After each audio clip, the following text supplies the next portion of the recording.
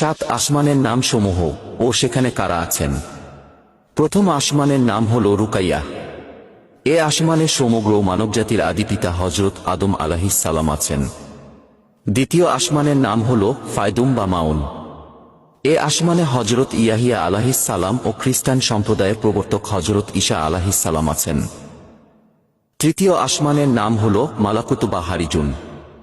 এ আসমানে হযরত ইউসুফ আলাইহিস সালাম আছেন। চতুর্থ আসমানের নাম হল জাহিরা। এ আসমানে হযরত ইদ্রিস আলাইহিস সালাম আছেন। পঞ্চম আসমানের নাম হল মুজাইনা বা মুসাহারাত। এ আসমানে হযরত হারুন আলাইহিস সালাম আছেন। ষষ্ঠ আসমানের নাম হল খালিসা। এ আসমানে ইহুদি ধর্ম প্রবর্তক হযরত মুসা আলাইহিস সালাম আছেন।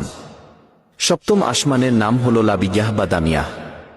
এ আসমানে হযরত ইব্রাহিম আলাইহিস সালাম আছেন।